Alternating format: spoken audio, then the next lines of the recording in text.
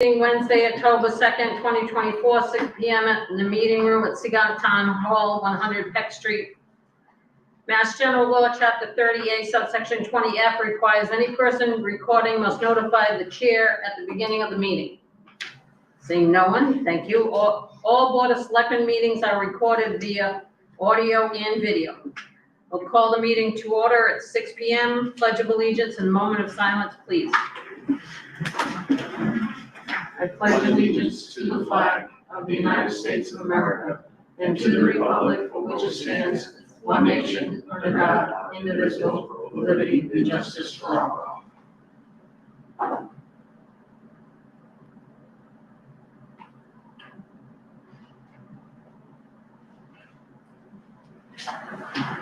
Thank you. Could someone read the board and committee openings, please?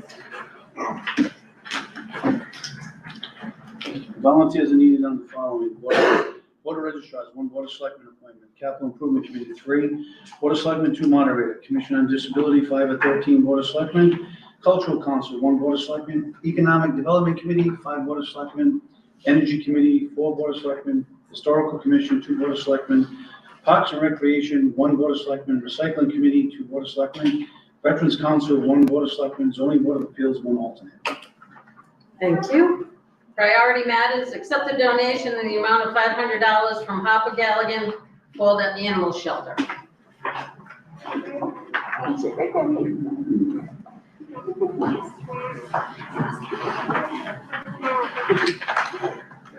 Good evening. Good evening. I'd like to introduce Harper Galligan. She's a first grade student here at our Martin Elementary School. And last April, she did a lemonade stand and she was able to raise about $174. And this year, she was able to raise $500. Wow. She donates her proceeds to the animal shelter for the animals, and we're very thankful.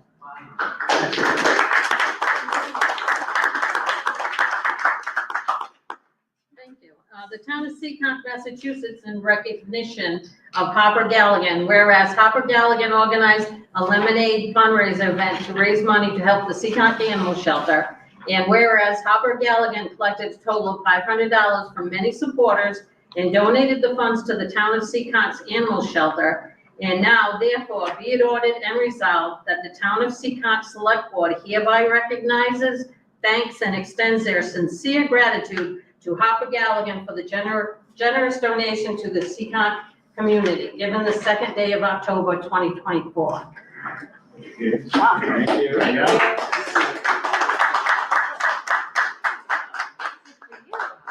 Thank you very much. It's all yours, honey. It's a folder. Okay? Thank you. Good job, Harper. Thank you, great work. Thank you.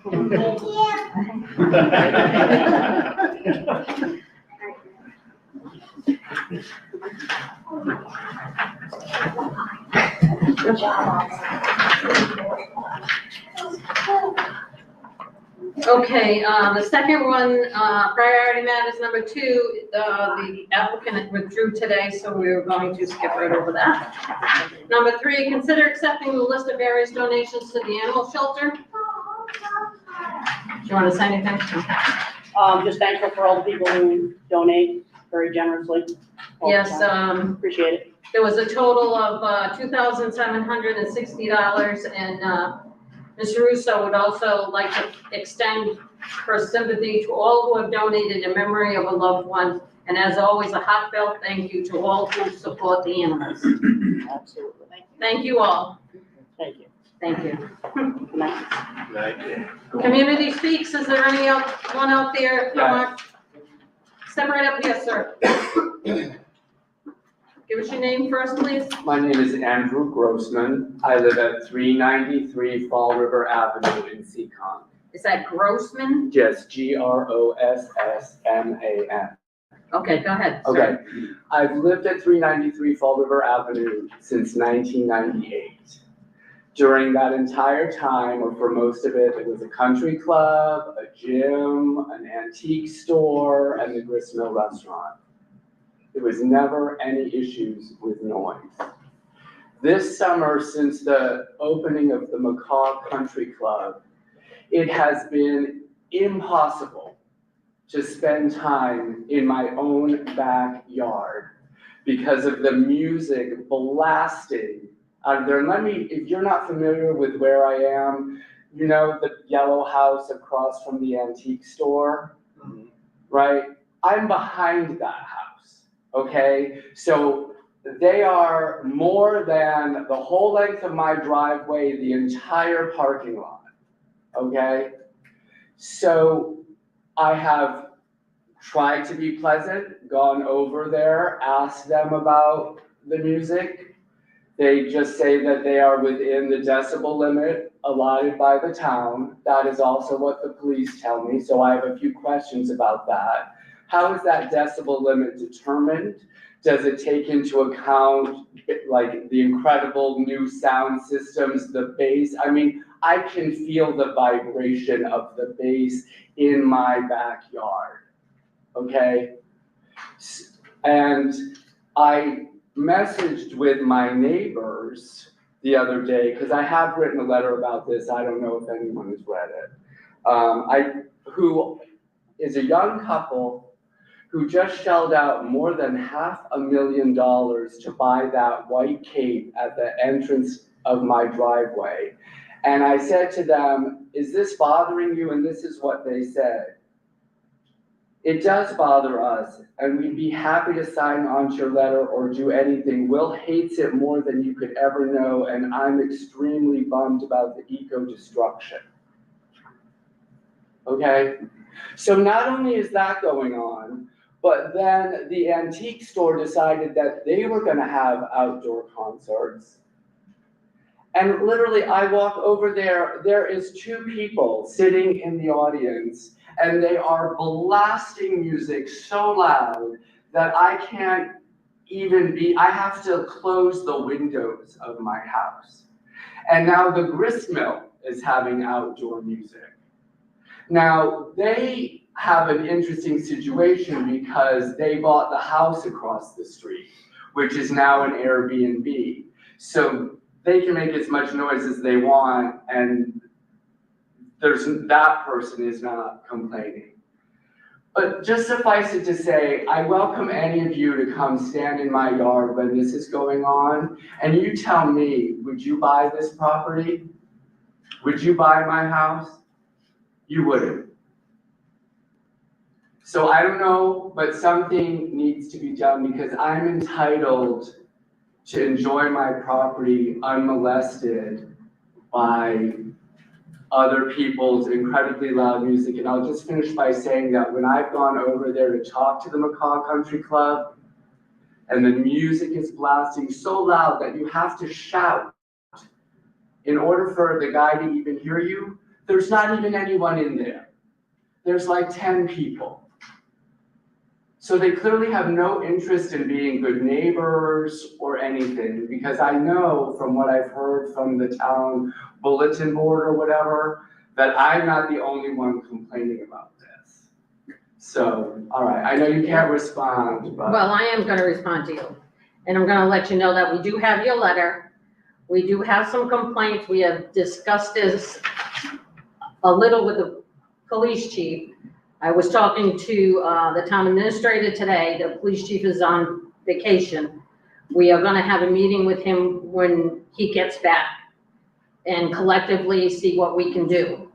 There is a decibel level. The police department does have a decibel machine, but that, we need to, I'm sorry. I know, yes. but we also need to abide by the law too.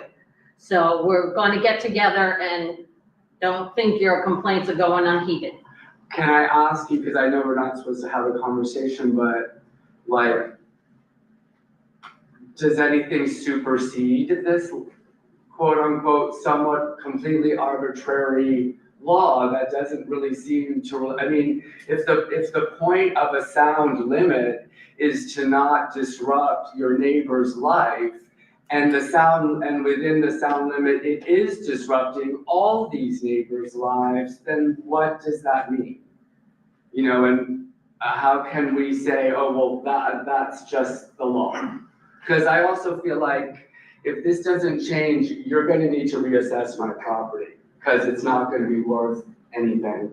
And I've spent the last 26 years turning that property into a paradise. There was just 100 people there at a garden tour that I then sent to the grist mill, sent to the ice cream store. I'm not opposed to these businesses.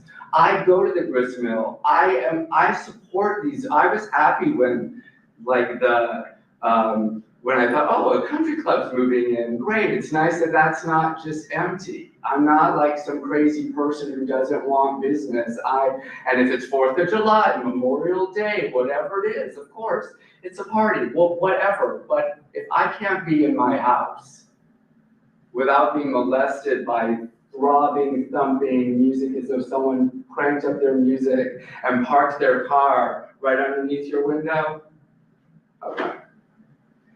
Thank you. Thank you very much. Does anybody else from the public have anything? Seeing none, we'll move on. General business, consider the request to lay out the roadways known as Roseanne Court within the farmland estate subdivision and forward to the planning board for a recommendation. Dave? Oh, sure. Good evening. I just wanted to feel obligated to step in. They just did this paving Monday. I have some concerns. I've expressed some concerns to the engineer. The engineer just submitted a report yesterday out there. When they put down the top course of the pavement out there, they apply what's known as a tack coat. The tack coat is a binder between the existing pavement and should be down on the top course of asphalt. Typically, that's done with the truck that has a bar in the back, a spray bar, all regulated through computer controls. So you have full control over how much is being applied to the roadway. And there are parameters. You don't want to have too little, and you don't want to have too much. I was alerted of them doing the paving. I guess they started early morning. A foreman of mine told me that they were tracking, the emulsion was being tracked all over Lincoln Street. So Lincoln Street looks like a mess right now. That's another issue, but the tack coat was being applied to the lawn by hand. So there was a long hose, 100-foot plus hose down at the lawn on the end, putting the tack coat down. And I had some concerns because they did, the roadways, it's a dead end road, probably, I'm guessing 1,000 foot long or whatever. They had already paved the left side of the road as we come in. So the left side was completely paved, rolled, and they were in a cul-de-sac. And there was a truck all the way in the cul-de-sac with a load of pavement in the truck that they dumped into a paving box. So the tack coat went all the way from the cul-de-sac, the entire length of the road, right up to Lincoln Street, which is not usual. So I want to let you know that, because there's just some concerns I have. Normally, if we're doing a job, we let the truck go a couple hundred feet ahead, so that the trucks can get in there. They're not tracking, they're not having that application sit there. The road was covered. I've never seen so much tack coat on the road before. This is one of the strangest jobs I've seen. With the lawn, it was like soup all over the road. It was actually getting to the point of starting to run down the road towards the catch basins. So first and foremost, the application was not uniform throughout that job. The areas where it was very heavy, may bleed through the pavement, may cause that pavement to unravel. So that's the concern with what they put down there before we even consider accepting the roadway. I did reach out to Jim Noyes. He's the engineer from GPI, who was the inspector. He was there in the morning. He left after a while. There was another gentleman that stayed behind. He came back to the job site to look at it, provided a memo. If you guys want copies, I did make copies, but the planning board's going to get those yet. Kind of an advanced copy, if you will. The compaction and everything else needs to be fine. The main concern again that he expressed was that bleeding through the pavement, the amount of emulsion, and what they're trying to do it now is average it out. So they're trying to get how many gallons to put on the road, spread it over the square foot area, and then assume that was spread uniformly. So, we're getting close to town meeting. If they're trying to push this thing on town meeting rather quickly, this probably will show up within the next 3 weeks. If we start seeing bleeding through the asphalt and a little bit unraveling, I'm suspecting that's going to occur. Those areas where the catch basins are, where we're starting to collect a little more, and then down by Lincoln Street, because the trucks have to turn as they exit.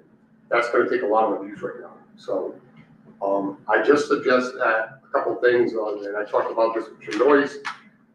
You may want to put off the recommendation right now, and if not, you may want to consider putting a bond on that roadway for a period of time. I would suggest at least a period of a moratorium to make sure that pavement is not unraveled, because I repeat that a lot of money went into that. I understand it, and completely put myself in the shoes of the developer, but at the same time, I just have some concerns about the procedures that were done out there and what the ramifications may be. I just wanted to share. Okay, hold on, go ahead. There's someone there from the state or something taking temperatures and watching So- this as it's being laid down? So, Why didn't they so, stop this? and I do have a copy of the report, but, so yes, there was, not from the state.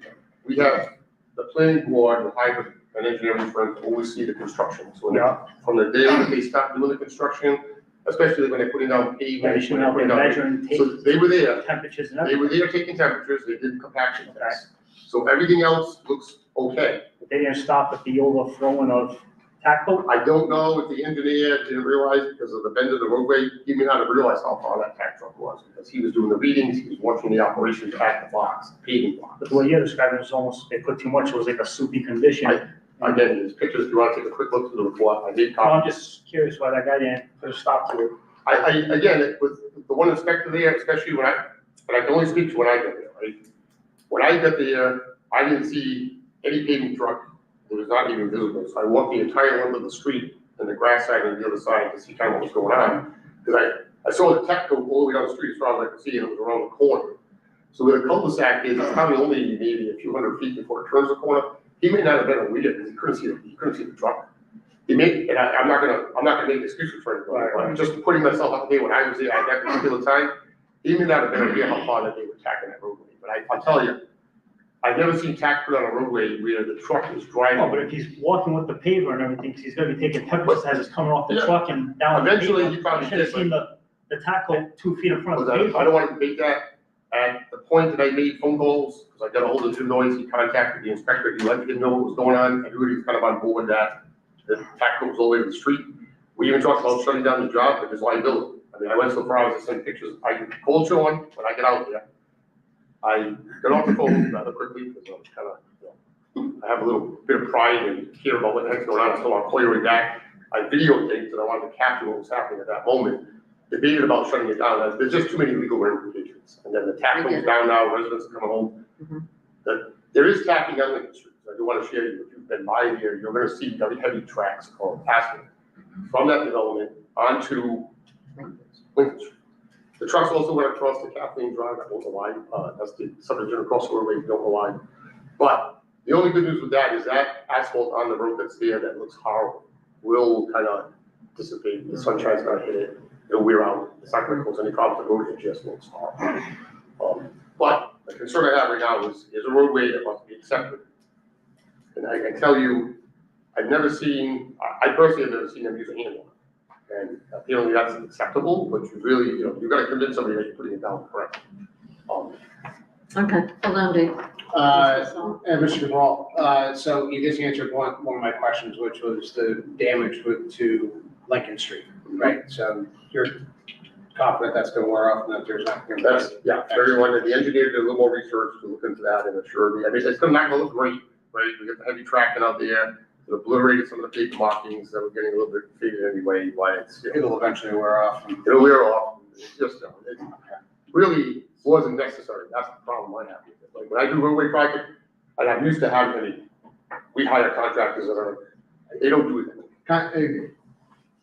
Well, as luck would have it, I happened to drive through when there were trucks all over the place at that particular time, so I was not overly surprised to see your memo and everything, so. With regards to the tacking and when it would bleed through, I mean, I guess my question is, and I don't know anything about this aspect of it, but I'm just gonna take a, guess as we're hitting cooler weather and all that, are you still gonna be able to see this bleed through the pavement and all that kind of stuff? Does it matter what the temperature is, or is it something That's that's, a good question, and to answer that question, if it was summertime, when we're getting 80-degree, 90-degree weather, I would think it that would probably bleed through a lot quicker, but I think we're gonna see something happen out there in the next few weeks. And again, I don't wanna try to pinpoint a time on it. Yeah. I have no problem waiting 6 months, let's see what goes on here. And with then, if you're talking about accepting a roadway, we may have a better idea of what the ramification. I mean, ultimately, they could be looking at building overlay on, sections of the road, the whole road, I don't know. Yeah. I don't know what's gonna happen out there. But I do know there's like a lot of tack on that roadway. So it's gonna be interesting for me, all things aside, to see what the heck that much tack does to a pavement. Okay, so answer me this. if we forward this to the planning board for recommendation, that still doesn't, it's not accepted yet. It just, the next step in That's right, getting it accepted, that's right. because it has to come back to us again. So it has to go to the planning board, then it has to come back to us, and then we decide, you know, what happens from them, And from there. I would think you could certainly put some stipulations saying that your concerns of the tax code specifically need to be taken into account as they're considering what to do. Have you explained this to John Albin, so he knows what's going on, and Just briefly, it just has not been a lot of time right now with everything else going on, but I did let him know, and he saw the memo from Jim, so he did read Jim's memo. I told him that, that is, my name's in there, I contacted Jim in the afternoon, him coming back out, he's got kind of a whole scenario, and at the end of the day, he's just indicating the same thing, he's concerned the road could unravel.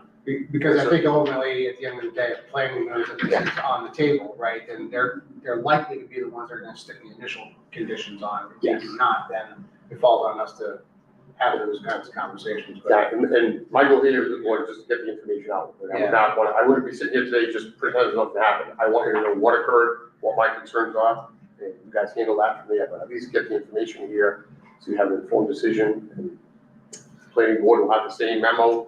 I'll probably forward my email to John, just so he's aware of that, and so on. thank you. Anyone else? No, seeing nobody, we get a motion? I'll make a motion to forward the request to lay out the roadways known as Roseanne Court within the farmland estates subdivision and forward it to the planning board for recommendation. Second. Thank you. No more questions? Can I have a vote, please? Aye, unanimous. Okay, I would just say, Mr. Cabral, that when this comes back to the Board of Selectmen, we'd like to have you here. I'm sure I'll be here. Okay, just so you know, because we're gonna have questions about everything you said tonight to make sure how things go. We'll see how the planning board, what the planning board does, because we'll get that information about next And time. I assure you, in the meantime, I'll be keeping an eye on it. Here, I don't feel to keep an eye on it, so we'll have a meeting on things. Thank you very much. License hearing, consider the request from Stone Coast 4 Echoes Vintage Shop, 384 River Avenue, for one-day liquor license to serve beer and wine at their fall gala event on Saturday, October 5th, 2024. There's nobody here. Were they told somebody needed to be here? Yeah, they were supposed to be here. So I don't know how the board wants to handle it. The event is this weekend. I know, but we don't have anybody that we can even talk to and, because. I think given in light of the conversation that community speaks as well, I think it would be nice to have somebody from the location to at least have a conversation. And our next meeting is not going to be before that. They were told they had to be here. They were, yes. They were told. I'm fine with moving. We dealt with them before, they had no issues last year when they had their events. I see everything's tip certified. Well, the issue that, because you said that, I'll tell you the issues that I have. It does, we do have a lot of copy of tip certified people. Every address that is shown on here is for the gristmill, not for 4 Echoes.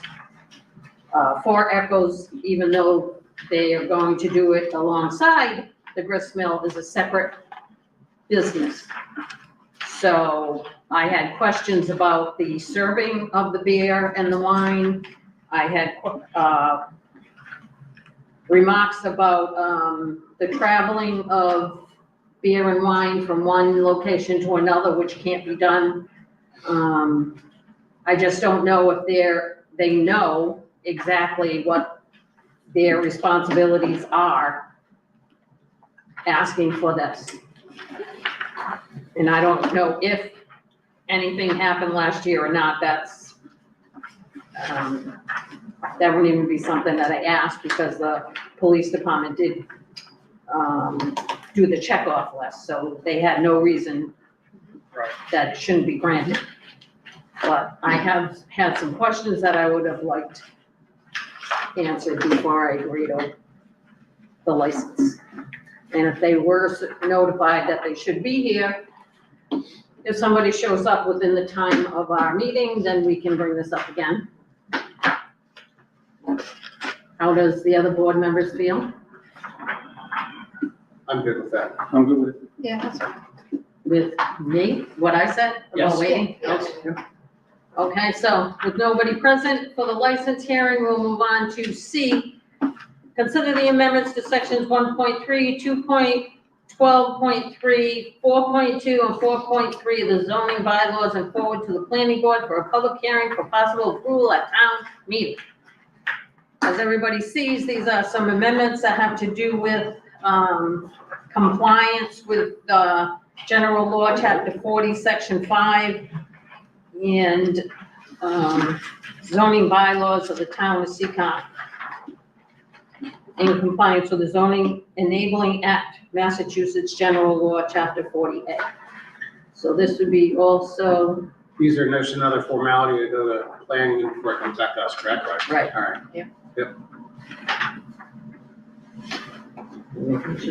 Yep, I'll make a motion to forward the amendments to sections 1.3, 2.12.3, 4.2, and 4.3 of the zoning bylaws, and forward them to the planning board for a public hearing for possible approval of that meeting. Second. thank you. All in favor? Any other questions? All in favor? Aye. Aye. Unanimous, thank you. Consider awarding the paving contract to Pawtucket Hot Mix Asphalt. Good evening again. Good evening. I just wanted to make an observation. Bernie, is here. You just want to acknowledge he's here, I guess. He's the developer for the, Roseanne Court. Oh, we're going back, hold on. Well, I just wanted to mention it to you, because I just saw him walking in the door. Can we do the Pawtucket Hot Mix Asphalt first and we'll go back? Yeah, which is fine. And Okay, I did just need to come in. okay, yep, I just wanted to let you know. yeah, thank you. Very good. I didn't know. Sure. All right, so, the paving bid, we had the paving bid go out this year, mainly due to the sidewalks, included in our paving contract that we have. We have sidewalks this year for the first time that I've been here on Arcade Avenue and Anthony Street.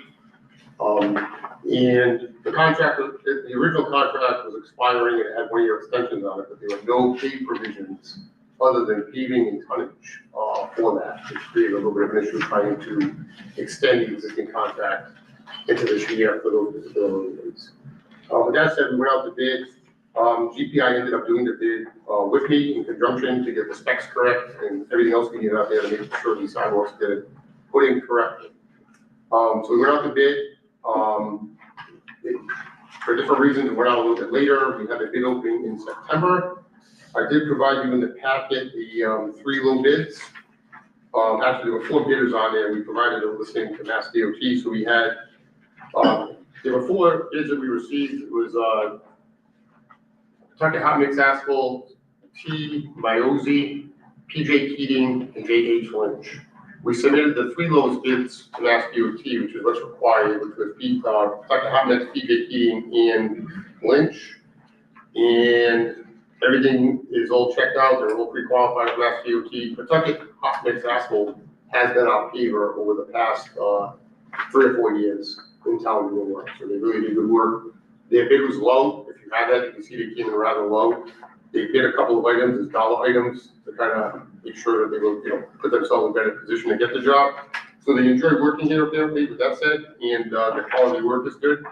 And I'm here before you tonight to get the contract signed. The next, which will lead into the scheduling, which will be a follow-up after this. Right now, I would like to get the contract signed so we can move forward and schedule work with them for whatever we can do this year, and then the remainder of it next year.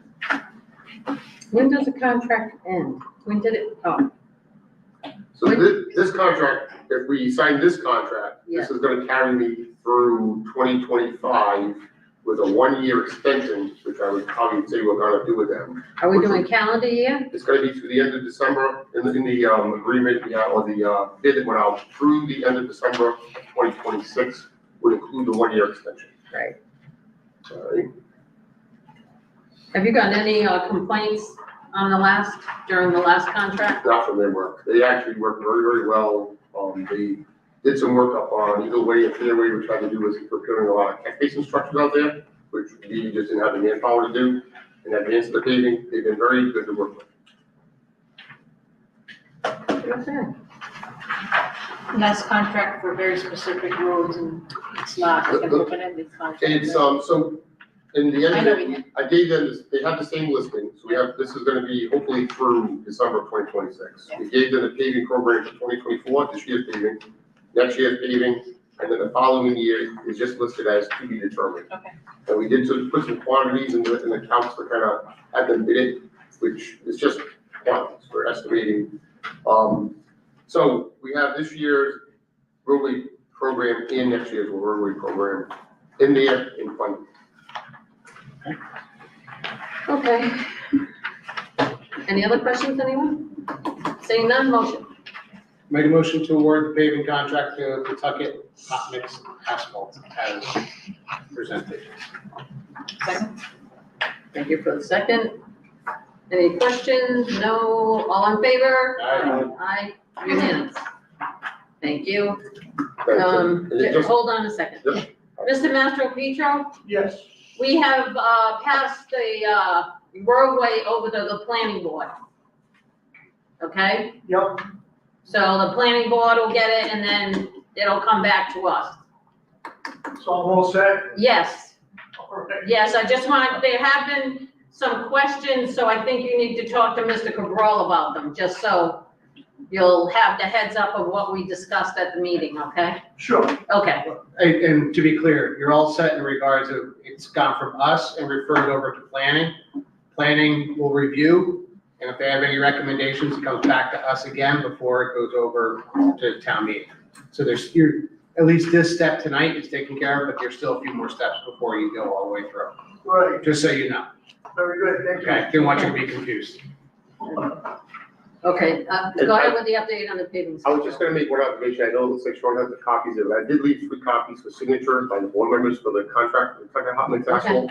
So if you could just, later on, if that's all signed, I'll get it off to them and we'll have it all. You can get it tomorrow morning. All right, so, we went on to the scheduling, so I got in touch with, as you can imagine, with Kentucky Hot Mix. I provided you the listing of roadways, that we were planning on doing this year. The 2024 road improvements, which was Arcade Avenue North and South, Anthony Street, and Warren Avenue.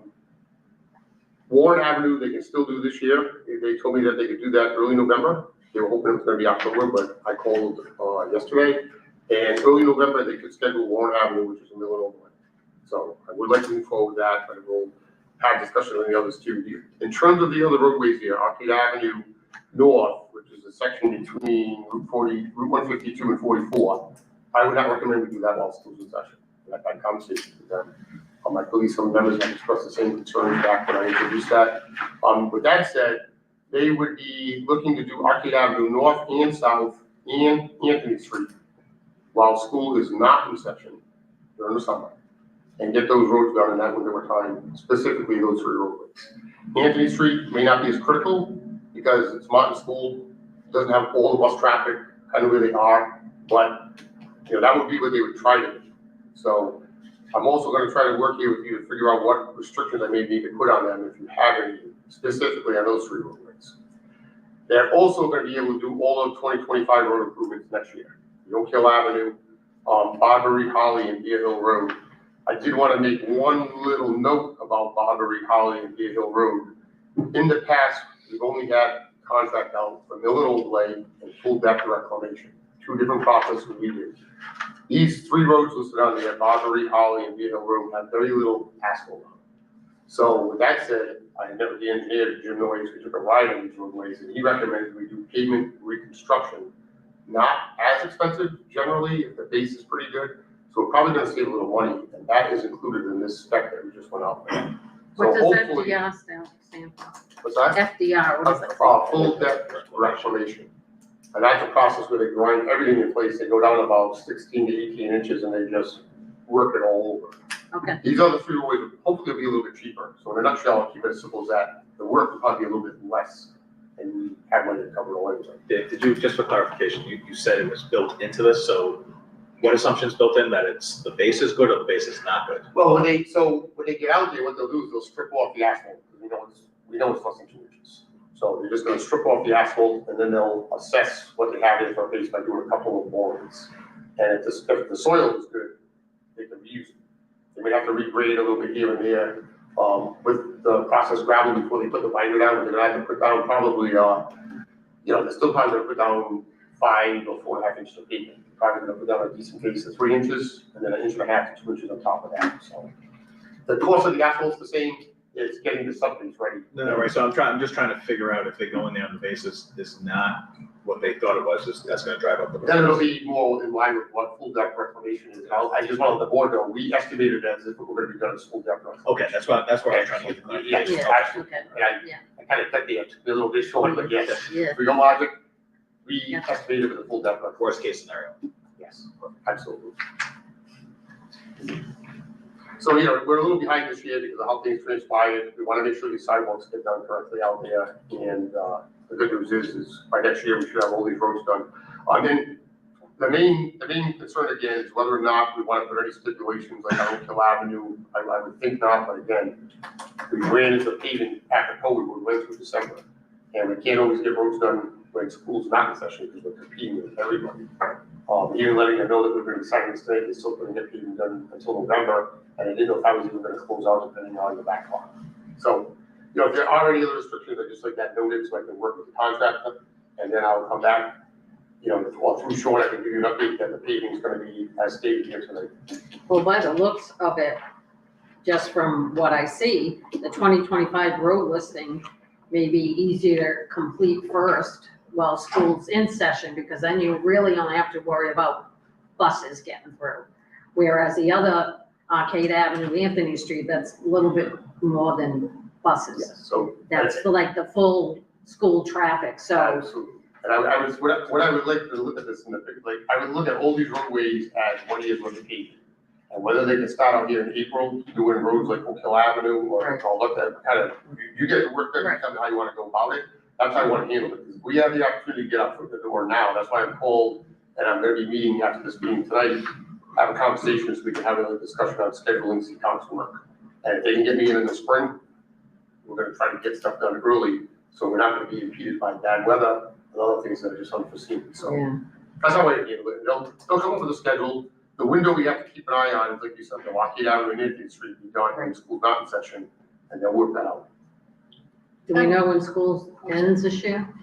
I'm sure. if I look at the Anybody? calendar, they I know it's June sometime, but Yeah, I'm but just, mid-June, mid-June, So, okay, go ahead. Yeah, I just was curious as to what happened to the rest of the streets that were on your list from back in March. That's a good point. Did they get done, or are they off the and list? I did or- provide you the list, because, I was looking at this, I said, I focused on all the. Yeah, there was 11 So- total for 2024, We I think had- it was 5 for 2025, The list presented tonight was really emphasizing the stuff to do with the contract here. okay. The other contract that we have is with Allstate Asphalts, and you're absolutely correct, we had some roads that had rubberized chip seal.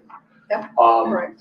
I've been in touch with the contractor, in Allstate, you got a big job in Connecticut, was not able to obligate any time in Seekonk because their window is in the summertime to put the rubberized chip seal down. And I'll just tell you what roads they were, so we had Old Fall River Avenue, it was supposed to be shimmed and rubberized chip seal, along with Linden, Upboard, Colleen Drive, Wagon Wheel, Musket. And then we had some sections identified at the north end for short sections of just shimming, which was Forest Avenue and Wilkes. I've been trying to get a hold of, my contact there to see if they can do any shimming this year. And I have not heard back from, he mentioned that there may be an opportunity, but I just can't give you an answer right now. I talked to him a few weeks back in September. He was supposed to get back to me. He did call me early while I was at this meeting, but my phone's off, and I did see he did try to call me tonight, but there's no message, so. So 2 different contractors, Two one for different contracts. paving, one for rubberized, so you already have the contract for the rubberized. The rubberized is all set. Chip seal, The problem okay. this year was they ended up winning a big project. Yeah. And with the treatment they do. Yeah. All their crew have been, Down there, I don't know the road that they worked on, so So what happens to our contract that we had with them? they're still When looking does to it do the end? work. It's, their contract, I think, is still good for another year. I have to check it. I think it's good for one more year with them anyway. And then what? generally, when we go out, they do rubberized chip seal. That's the one specific thing that we're doing with them. We're not doing I single know. stone and double stone. Yeah. Generally, they're the only player in town that's doing that rubberized chip seal. So we still go out to bid. Generally, they're the only contractor submitting because it's kind of a specialized product.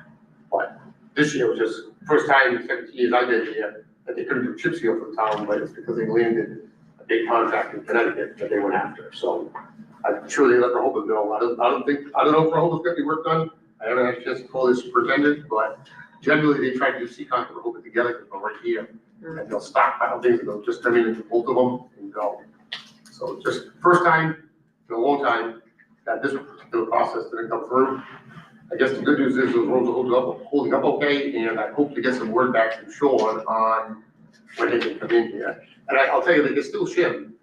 I'm hoping they can at least come in here with the leveling course on these roadways, which will preserve them over the winter, and then put the seal coat on it. They usually do that in July and August. So they have a small window of opportunity to get that done. They're going to be able to get it done here until this year.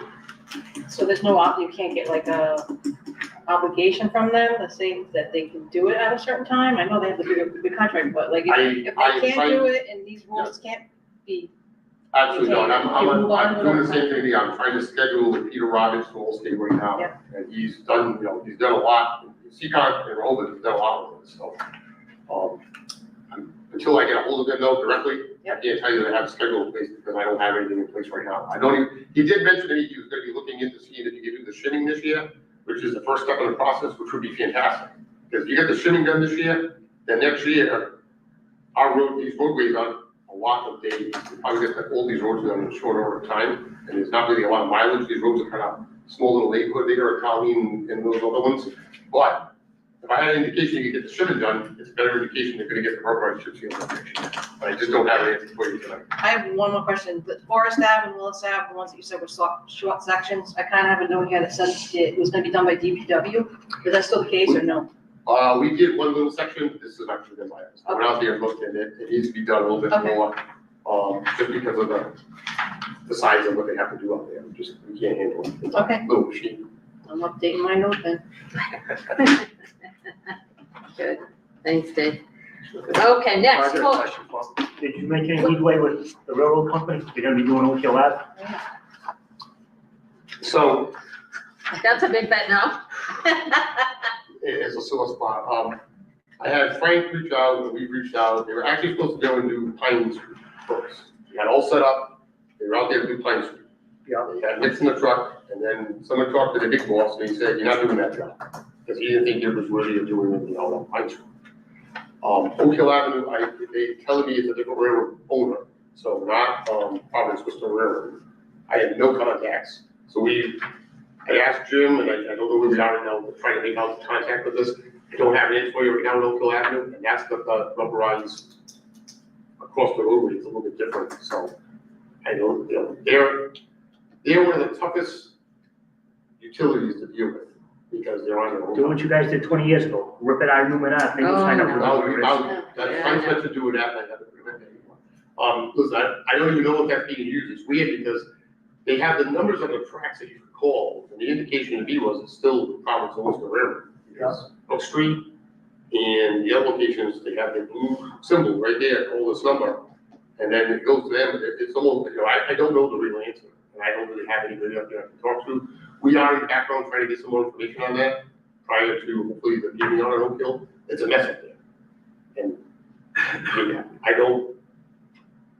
we can't do too much out there, because if I impact the railroad, quite frankly, I don't even know if that piece of railroad has been used in the past year, because I've been checking that area. If you look at either side of it, they've got an armed gate across it that's been locked. And the vegetation alone is indicating that there's no use in that track. But we still have the crossing, and somebody's gonna be responsible for it. I would love someone to say, we've abandoned it, you guys can take it out and pave it, and we would make it happen. But If you ever get that, you better get it in writing. it's their utility, and it's frustrating as heck. I mean, the gas company and anybody else here, at least you can work with them and get stuff done. Yeah. I will try to give you an update though, I want to be unrealistic, but I'm saying we'll try to give you guys an update in a month from Sean. And if I hear anything sooner, you'll know, but very frustrating. Thank you. Good. I'm just, the only thing I can say is I'm absolutely completely disappointed we have not paved one road in 1 year. We've lost another paving season and we've nothing done. 2 years already. We've got nothing done. That's all I got. Okay, moving on, cost analysis for improvements on County Street Fire Station. Now, Mr. Cabral, you went through this with, Mr. Mello. Yes. Which is good. The only problem I have is this is all outside information, as far as outside the building. Yes. In order for me to really look at the whole thing, I definitely would want a semi, right off my head. An estimate or an analysis of the inside of the building. So, and it's good you brought that up. We do look at the inside of the building as well. However, I think one of the challenges is kind of knowing what the intentions are of the building. Because right now it's being used for cold storage. Right. That's, that use of it right now, the inside of the building is in relatively good shape. They've got garage bays in there that have been well kept up. They actually have a Plymouth vent exhaust system in there. And there's, right now, because the roof is not leaking through the building, it's in relatively decent shape.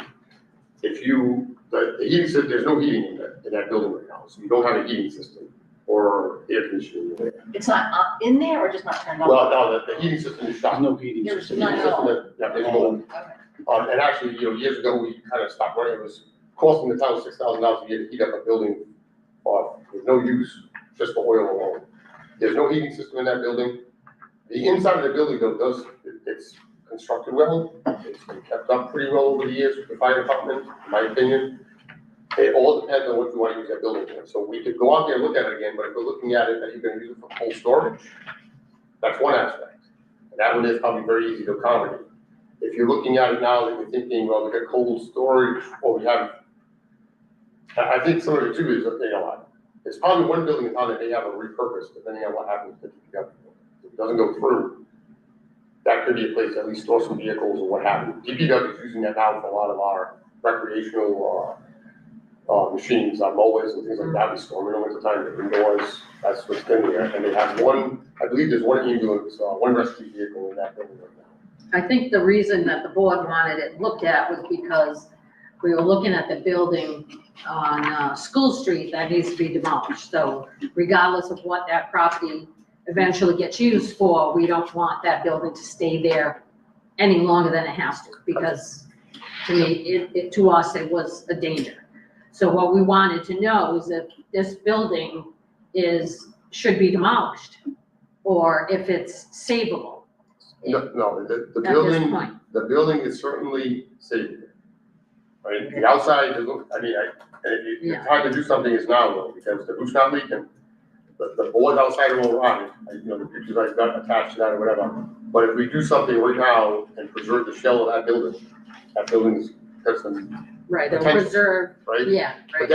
then you have to figure out what you wanna do, because now, are you gonna put office space in there? Are you gonna use the upstairs portion? Are we gonna put heat in the building? Are we gonna have bathrooms? I don't know what that's. No, I understand, I But- understand that, but it's not, at this point, it's not a building that should be demolished. Not in my opinion at all. Okay, And if we okay, use but it it does strictly, need exterior work too. yes, and if we use it strictly for cold storage, as it sits right now, Right. it's functioning that way. Right, but if we let it go any longer, then the weather is gonna start to seep in. Yeah, I would say the And timing then is you're gonna right. lose it, and then you're gonna have the demolition. Wasn't there another building we wanted them to look at too? Old Town Hall. Old Town Hall. Yep. You guys didn't get a chance. So I can talk about that separate, but yes, if you want to talk about that one after. But this building, and Jeff and I kind of got it together and made the comment that the building inside is very good shape. Okay, Another agenda item, another day? Yeah. It's not on. yeah, I know, yeah. Okay. So we just have to figure out basically what we wanna do, spend the money, fix the outside and hold on to it maybe worth just spending the money and get it fixed on the outside before we even decide what we're gonna do to it at this point. With that, one way or another, I mean, we've had a budget out there for $1,000, painted, we've done a little bit here and there, but we can't do it more. Yeah. Change a little bit on the board, but that's where it sits right now, and, No, but is this, you gave us two estimates. One's for the DPW workers to do, some of the work and the other is for contractor. Did you actually ask a contractor, or is that something that you? I had Jeff go with me to give me prices. The Right. contractor was gonna do the painting, what do you think it would cost? Painting out that wall and the whole bit. And then the windows was the same thing, because the windows a little bit easier, they're innocent windows and the sashes, so the top window and the bottom window come right out, and you replace those, and you can do that pretty much anywhere. That's something I certainly, can't do that. something certainly he doesn't handle. If you hire a contractor now, so that's like $600 a window, you can do 6 windows, right? Yeah. If you hire a contractor, they're gonna want $500 just to install the sash. So that's what you pay. The painting of it would be pretty much the material and time, Right. or you're not paying for the guys. But if you were to paint that building, Jeff figured, I asked him prices on there and he came up with the price for, Okay, so Mr. Mello's basically the one that's come up with the price. yeah, he assists me in getting the prices. Okay, no, that's good. I just wanted to know. What's our path forward now that we have this cost estimate? Do we have to have another agenda item on another meeting to decide if we want to move forward with the improvements, to get it on a warrant article? Like what's the next step now that we have this? No, you can discuss that now. Oh, we can? Yeah. Oh, okay. Yeah. All right. I mean, you can put together a warrant article, I guess if we think, because we always know. One project opens up about 3 others, right? I mean, I guess the question is if based on what he's providing here, you have a budget, a warrant article for 100,000, or you go 150,000, give them some head space in there in case they do something, I don't know. But I also have another question, Mr. Cabral, because we love coming up with work for DPW. However, DPW only has so many men and women, right?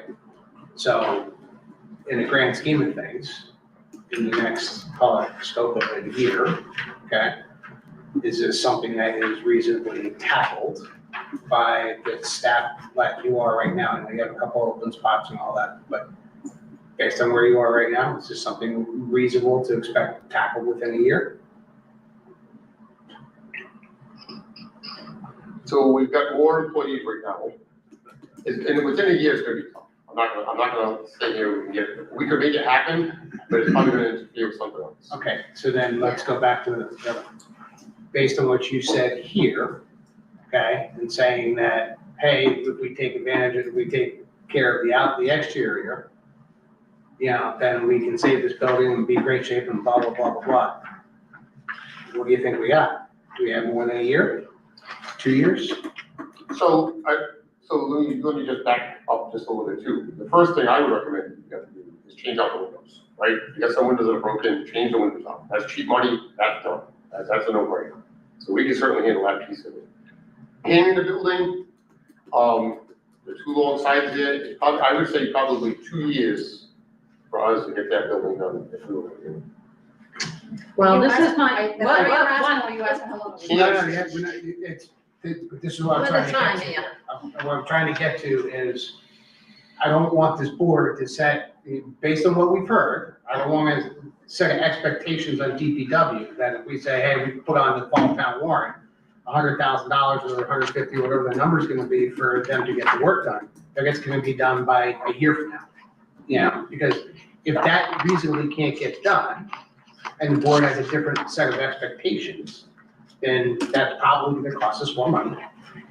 Or we just have to mitigate our expectation level and say, all right, this is money that you're gonna get, and Dave, your cutoff date to get this thing done is in summer of 26 or whatever it is, right? Yeah. But I just wanna make sure that we have an understanding of money Dave, and expectations, right?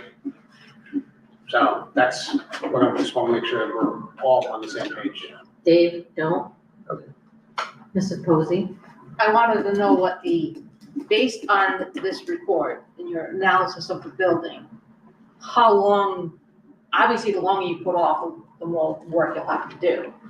But I don't want the building to come to a point where it's not savable because we keep putting it off. So that was my question, Yes. which is what I thought you part of what. And that was part of what I was getting to. also. Was how much can we do to keep saving this and how long do we have before it's not savable? If you have an idea based on your review of the building. The first thing you're gonna need to do out there is spend the money for that whole top, that's $60,000 up there for the roof.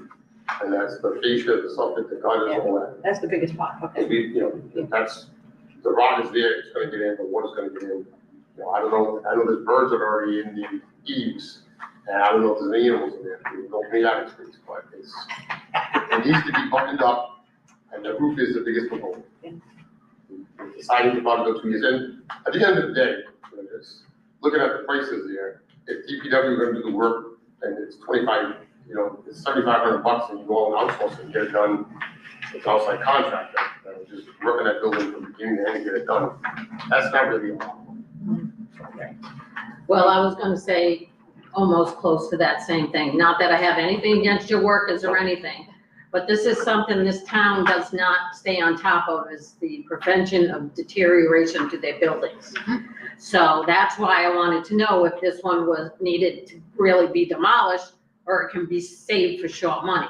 And when you consider the size of the building, say $100,000 is not, is short money to save this building.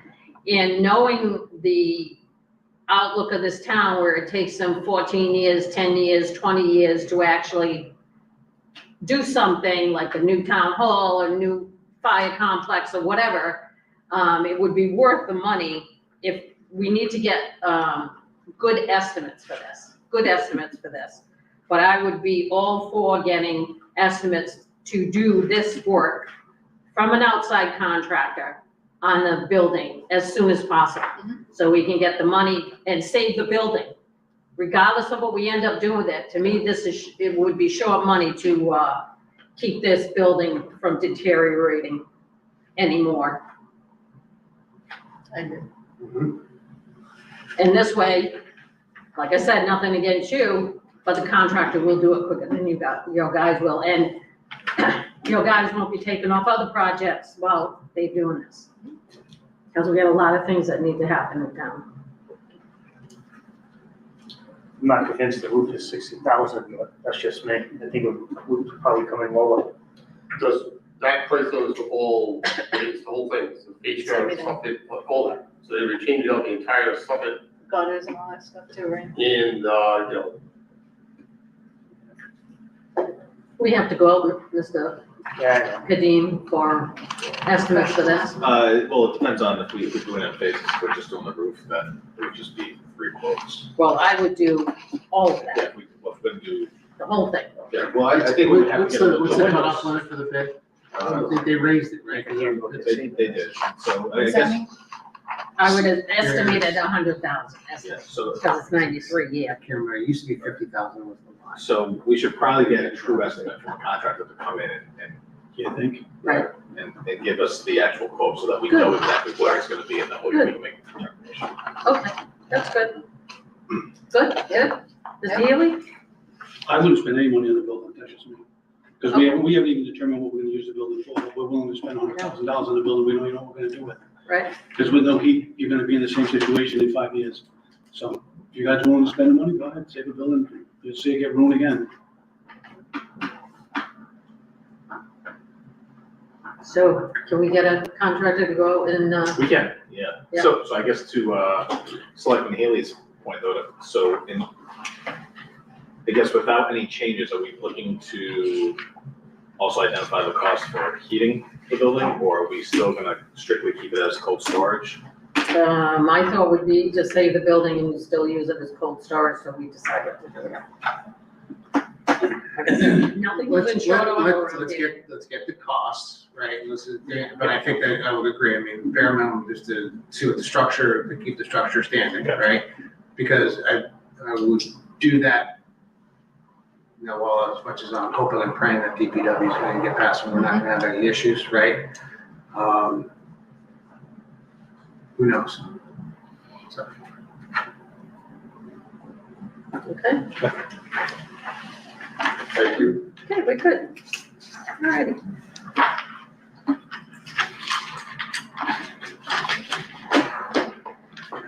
Okay, other business, other business.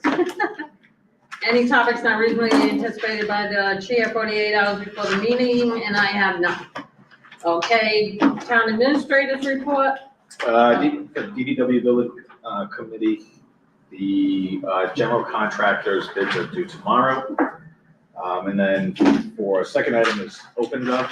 Our go live date for our e-meeting is going to be on Monday, the 7th. So barring any setbacks between now and Monday, that's our target go live date.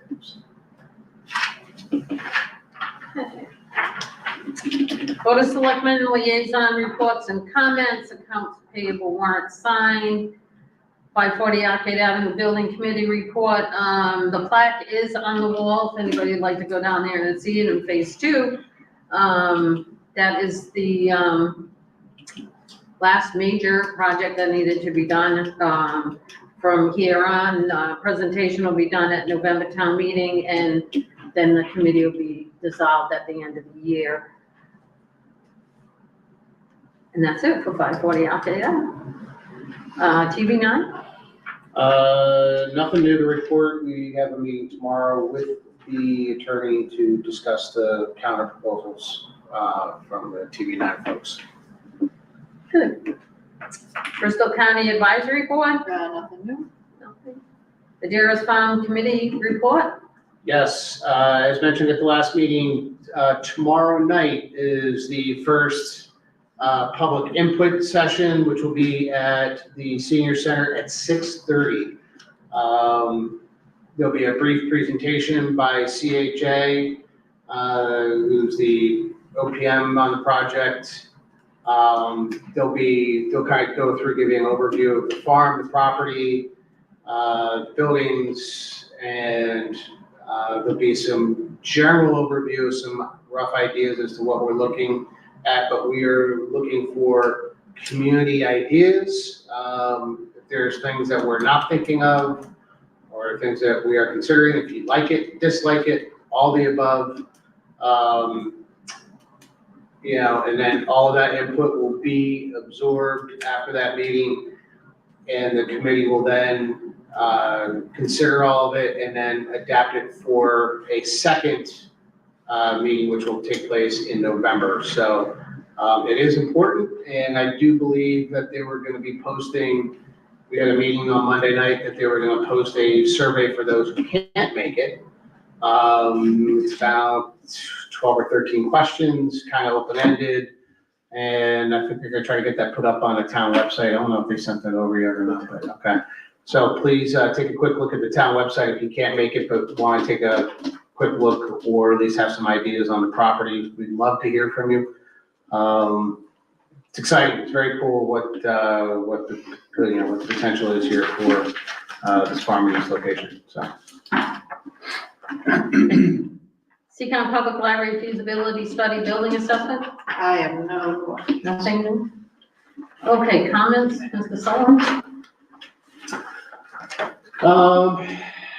Nothing new to report, but I did want to bring up again, I noticed that the community speaks, I made mention at the last meeting and made a request that we add it back onto the agenda, and I noticed it didn't make it back on. I'm going to ask again that we add the second community speaks onto the agenda going forward, starting at the next meeting. Is that it? Yep. Mr. Zora? I'm looking at this time. Okay. Mrs. Posey? Nothing, thank you. Nothing, oh, good. Mr. Haley? To the. Oh, no, I didn't mean that. I didn't mean it like that. I'll come up with something if you want. I didn't mean it that way. In regards to what Mr. Sullivan just brought up, after the last meeting, we had a resident come up and ask at the beginning of the meeting about the second community speaks. I did receive a couple of phone calls since that meeting asking if we were going to entertain putting it back on. I don't ever remember us having a discussion to remove it. I'm guessing, or I'm assuming that's within the purview of the chairperson who sets the agenda. But I think an item like that should have been discussed with the board. And if it's not going to be put back on, that's a shame, because there's a lot of things that go on the agenda after the first community speaks that people would like to at least comment to. And it was very clear at the last meeting when the gentleman asked, the resident asked, he was told he would not be able to speak during that time because it was our agenda and it was our discussion. But then we entertained a couple of questions from people later on in the meeting, which was contradictory to what was presented at the beginning of the meeting. which would have allowed, if we had a second community speaks, would have allowed people to speak on that issue. That's all. I hope we could have a discussion about it and put it back on, but if we can't, and if it's underneath the purview of the chairperson, so be it. Okay. That's good. Oh, my turn. Okay, I wanted to get everybody's attention to the early voting schedule. The early voting schedule is gonna start October 19th and go through November 1st. All the days between October 19th and November 1st that the town hall is open, there will be people here to take your early voting. There's also gonna be early voting on Saturdays from 9 a.m. to 3 p.m. So if you can't get here Monday through Friday, when the town hall is open, which is Monday through Thursday, oh, wait a minute. Let's see, Monday through Thursday, 8:30 to 4:30. They were open late on Wednesday nights till 7, and Fridays, 8:30 to 12. And Saturdays, like I said, 9 to 3. So everybody should be able to vote. That's a long time. It's 2 weeks before the actual November 5th election. A lot of these flyers or pamphlets were sent out in the mail, but I have been hearing from some people that they never did get theirs. So the town clerk got a lot of them in today, so they're gonna be available right now, as far as I know, at the town hall, the senior center, and the library. So if you didn't get this and you wanna read up on what you need to vote on, you can go and stop there and get them. Town hall, senior center, and the library. There's been a report of these lovely lantern flies that I've been talking about for the past couple of weeks, being in abundance in Pennsylvania. And I read, an article today about, that they say these bugs go after the tree of heaven. And the tree of heaven, I guess, if you look it up online, is plentiful in Pennsylvania. Not that we don't have them here, because we do, but they're very plentiful in Pennsylvania, and I guess they're kind of down there doing a job. There have been some bugs that people think are the lanternfly. I'm not sure if they are. I've seen a couple myself. They're kind of different from the stink bug, which is. They're very distinctive. If you see one, you'll You'll know? Yes. Okay, because we have stink bugs that are pretty gross looking, and then we have the box elder beetles that are smaller, are black and red. So, I don't know, some people have said they've seen them already, but not in, a ton. So hopefully we'll be bypassed, but keep your eye out, and if you see them, please, they need notification. Let's see. 7:07. I'll take a motion to adjourn at 7:07 PM till the next board meeting, Wednesday, October 16th, 2024, to enter into executive session, to reconvene an open session for potential contract approval, to conduct strategy sessions with respect to negotiations with a confidential administrative assistant to the police department per Mass General Law, Chapter 30A, subsection 21A. 2, as having the discussion in open session would be detrimental to the litigation and bargaining position of the town. So move. Second. All in favor? Aye. Michael Healy, aye. Justin Sullivan, aye. Chris, all right? Michelle Hines, aye. Thank you very much. We need to look into one of these dates. Wednesday, October 30th is a scheduled meeting. So we need to